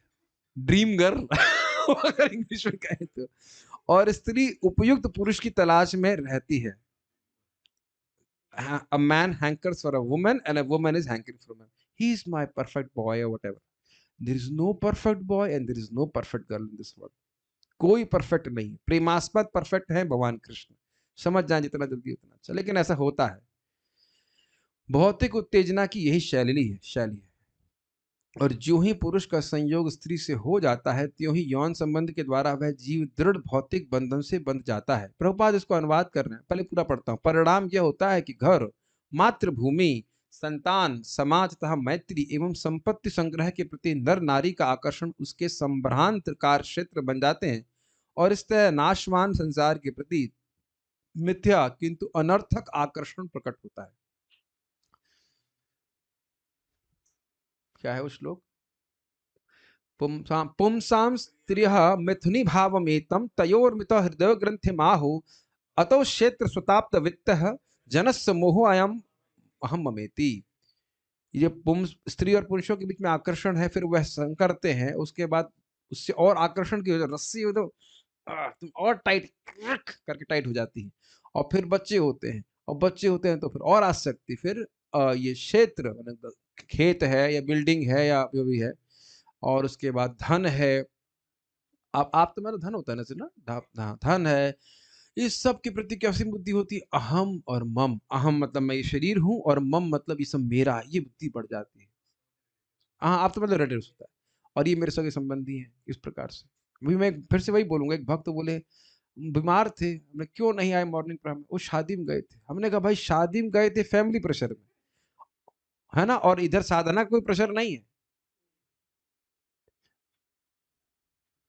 कितना अद्भुत बात है ना कि जेल में 2 कैदी सोच रहे हैं कि हम साथ में शादी करके अब बहुत अच्छे से जीवन बिताएँगे जेल में।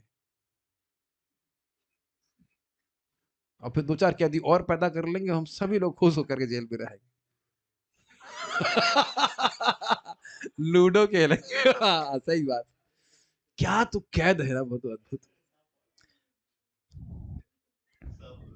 तो इस प्रकार से संसार के प्रति मिथ्या और अनर्थक आकर्षण, ये मतलब मिथ्या आकर्षण समझ में आ रहा है? इस जगत की वस्तुओं के प्रति सहज आकर्षण। आप देखिए, बुरा मत मानिए, हमको देखिए हम सम्मान सबका करते हैं, गृहस्थ भक्तों का भी करते हैं, हम तो भक्तों के बाहर घर में भी देखें, गृहस्थ भक्तों के घर में भी देखिए कितनी अनावश्यक वस्तु है कि नहीं, घोड़ा गाड़ी, घोड़ा गाड़ी समझ रहे ना, घोड़े के वो लकड़ी वाले घोड़े, हाथी, बैल, पता नहीं क्या-क्या सब कुछ इकट्ठा किया। ज़रा आप देखिएगा, मैं पहले भी बोल चुका हूँ, फिर से रिपीट कर रहा हूँ, आप देख लीजिएगा अपने घर में क्या-क्या वस्तुएँ आकर्षक हैं। और हम लोग भी तो रह रहे हैं आश्रम में, कितने हम तो काउंट नहीं कर पाते हैं, 18-20 ऐसे लोग कम से कम रह रहे हैं। किसी घर में 20 लोग रहें बिना झगड़े के हो सकता है, आजकल जॉइंट फैमिली में। और हम लोग हमारे आश्रम में कोई हम गर्व नहीं कर रहे हैं, सभी लोग मेरे ख्याल से एक शहर से भी कोई व्यक्ति नहीं, सब अलग-अलग जगह से, कोई देश से भी अलग, भाषा भी अलग, कोई बंगाल से, कोई उड़ीसा से, सब शांति से भक्ति कर रहे हैं। साउथ इंडिया से भी, हाँ, बहुत सारे। आपको आश्चर्य नहीं होता है? और अगर मतलब ऐसा तो मतलब कहीं आप देख लीजिए इतने ही लोग, मतलब 20 को आधा-आधा कर दीजिए, 10 पुरुष 10 स्त्रियाँ, ऐसे मतलब जोड़ा बना के रह रहे होंगे, तो झगड़ा होना निश्चित है। असंभव हो जाएगा इस प्रकार से रहना। ये द्वेष भावना आ ही जाती है। राग और द्वेष का मूल कारण इस प्रकार की आसक्ति है, पारिवारिक आसक्ति। ये मेरे शब्द नहीं, देखिए ये आचार्यों की बातें हैं। आ ही जाती है। एनीवेज़, सब बातें हैं, हम देखिए सुनना ज़रूर चाहिए, भले ही कानों को नहीं अच्छी लगे, लेकिन सुनना ज़रूर चाहिए, क्योंकि देखिए हम ना स्त्री हैं, ना पुरुष हैं। हमें इस भावना से, उस उपाधि से मुक्त होकर के भगवान के अपने स्वरूप में स्थित होकर के भगवान के पास जाना है। We are wasting our time in this material world. अतः जो लोग अपने घर अर्थात भगवत धाम वापस जाने के लिए मोक्ष पद पर अग्रसर हैं, विशेषकर उनके लिए शास्त्रों का आदेश है कि वे इस प्रकार के भौतिक आकर्षण के साथ सम्मानों से बचे रहें। तो मैं ही एंटी मैरिज ब्यूरो में हूँ। जथा और देखिए अब इसका मतलब क्या है? केवल 25 साल शादी के, 50 साल में बाहर निकलना ही होता है। और अभी मुझसे पहले भी एक भक्त पूछ रहे थे, प्रभु जी क्या 51 साल है, 52 साल में के वानप्रस्थ लेना चाहिए? बताओ, स्पष्ट लिखा है 50 साल में बाहर निकलना है। एंट्री का है, एंट्री का हिसाब किताब है, लेकिन बाहर निकलने का हिसाब किताब नहीं होता, मरते दम तक नहीं निकलता है। और ऐसा तभी संभव है जब भगवत भक्तों अर्थात महात्माओं की संगति की जाए, भगवान के बारे में श्रवण कीर्तन किया जाए, तब समझ में आएगा कि भाई हम यहाँ फंसे हुए हैं, कुएं में ही गिरे हुए हैं। कहें यहाँ तो बढ़िया है, मतलब बेडरूम है, ये है, टीवी है, तो बस वहीं रहेंगे, तो बताइए निकलने का प्रयास ही कौन करेगा? इसीलिए सब बातें थोड़ी कठोर लगती हैं, लेकिन सुनना चाहिए। कामदेव जीवों पर अपना बाण चलाकर उन्हें विपरीत लिंग के प्रति पागल बनाता है, चाहे वे सुंदर हो या ना हो। बहुत सुंदर बात है।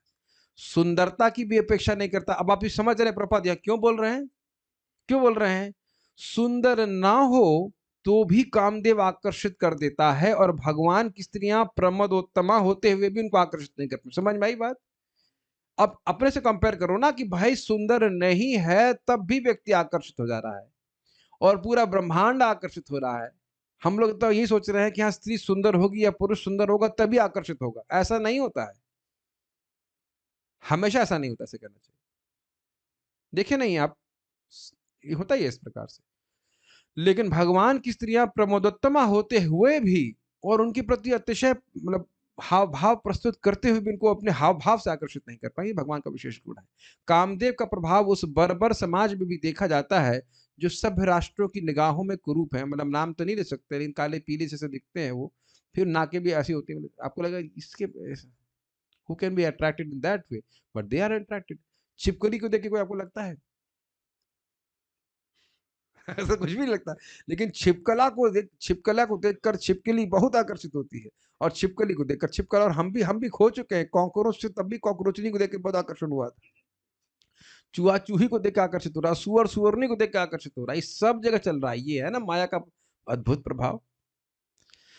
इस तरह कामदेव का प्रभाव कुरूप से कुरूप रूपों में देखा जाता है, तो परम सुंदरियों के लिए क्या कहा जाए? ठीक है, कैमुत्य न्याय समझ में आ रहा है? धर शिव जी भी जिन्हें परम सहिष्णु समझा जाता है, कामदेव के बाण द्वारा आहत हुए, क्योंकि वे भगवान के मोहिनी अवतार के पीछे दीवाने हो गए थे, और उन्होंने अपनी हार स्वीकार की थी। और इतने हो गए थे कि उसका वर्णन अब यहाँ नहीं कर सकते, जब भागवत में आएगा तभी पढ़ा देंगे। अद्भुत था। तो भी वही कामदेव लक्ष्मी के हाव भाव तथा कटाक्षों से विमोहित हो गया, और हताश स्थिति में उसने अपने धनुष बाण को खुद ही त्याग दिया था। इसकी व्याख्या चक्रवर्ती पाद की टीका में होगी। महाराज बड़ा अच्छा बोल रहे थे कि शिव जी का भी वीर स्खलित हो गया था मोहिनी को देख करके, लेकिन भगवान का वीर कभी स्खलित नहीं। तो कहेंगे इतने बच्चे कैसे हो गए? संकल्प मात्र से। ये शास्त्र का प्रमाण है कि भगवान कभी भी ब्रह्मचर्य का पालन नहीं तोड़े हैं।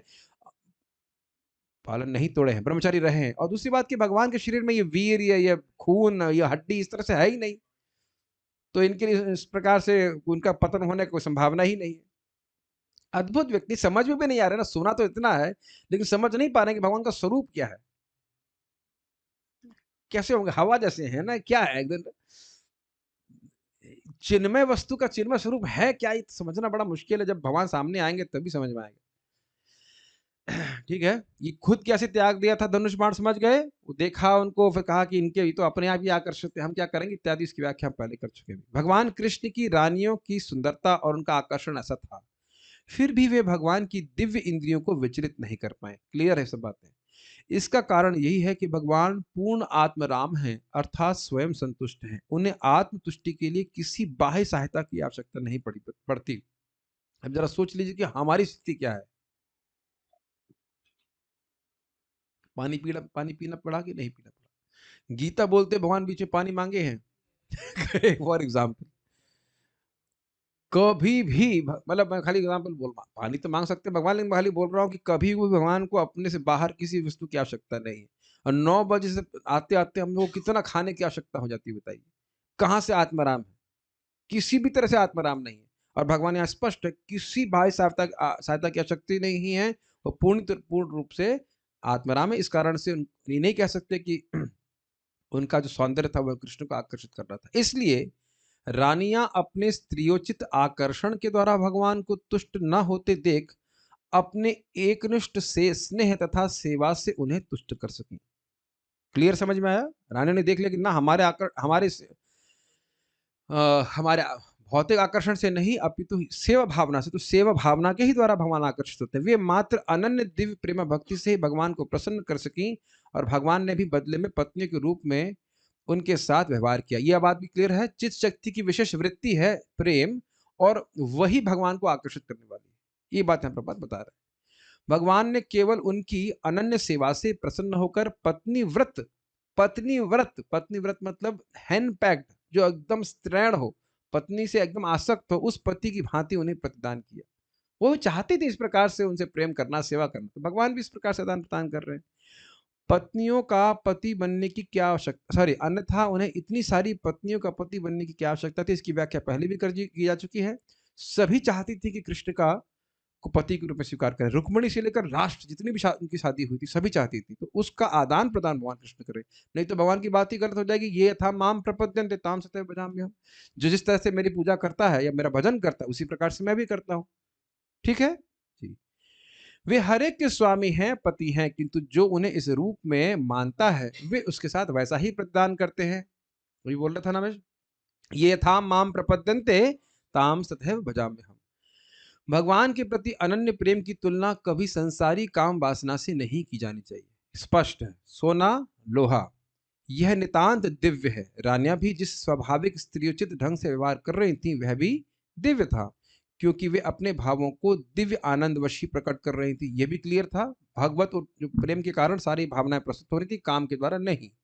पिछले श्लोक में यह बताया जा चुका है कि भगवान एक संसारी पति जैसे प्रतीत हो रहे थे, लेकिन वास्तव में अपनी पत्नियों के साथ उनका यह संबंध दिव्य, शुद्ध तथा प्राकृतिक भौतिक प्रकृति के गुणों से मुक्त था। मैं इसलिए व्याख्या नहीं कर रहा हूँ, क्योंकि भी हम जो चक्रवर्ती पाद की टीका पढ़ा रहे थे बातें क्लियर हो गई थी कि नहीं। ये भगवान का संबंध जो भी है वह पूरी तरह से आध्यात्मिक है। तो इसलिए ये नहीं सोचना चाहिए कि भगवान भौतिक इंद्रियों का भोग कर रहे हैं और इस कारण से वो भगवान नहीं रहे। तो उम्मीद है कि आप लोग की बातें समझ में आई होंगी। स्त्रियों की निंदा की नहीं की जा रही है, स्त्रियों के प्रति आकर्षण जो है पुरुषों का, और पुरुषों के प्रति जो स्त्रियों का आकर्षण है वही बंधन के कारण है, ये बात बोली जा रही है।